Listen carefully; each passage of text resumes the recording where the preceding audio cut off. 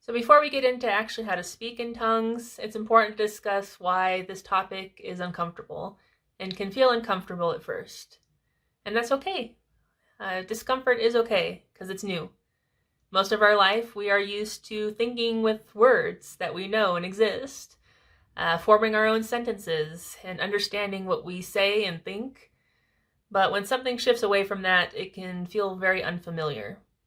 But unfamiliar doesn't mean that it's wrong, it just means that it's new. And new experiences take time to become familiar. And praying in the Spirit is no different. It's going to take practice and time. Instead of overanalyzing every sound and word, you simply learn to allow, surrender, let go.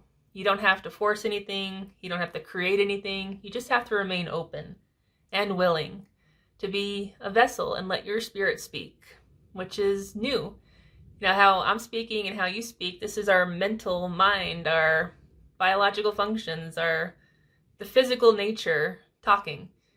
But when we give over to the Spirit, we're stepping into non-physical realms, the Spirit, the spiritual realm. Their Spirit was a spiritual being, not a physical being, is speaking spiritually through us as a physical being. So it can feel disorienting and new, but once you practice it, that uncertainty can become familiarity. Another reason why this can be uncomfortable is because we don't understand what we're saying. When you pray in tongues, you don't understand the words. It's rare when you get a gift of knowledge or wisdom and the Holy Spirit lets you know what he's praying for, which is pretty cool. But 99% of the time, I just give it over and trust that the Lord is praying on my behalf in goodness, because that's his nature. In 1 Corinthians 14:14, Paul says, "My spirit prays, but my mind is unfruitful." We talked about that before.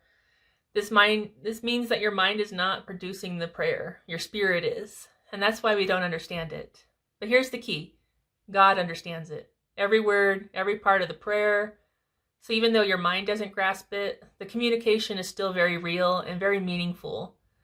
In fact, that's what makes it very powerful, because it goes beyond our limited human understanding. It allows the Holy Spirit to guide prayer in ways that we can't do it on our own, like literally can't do it. So instead of seeing it as something strange, it can be helpful to see it as something freeing.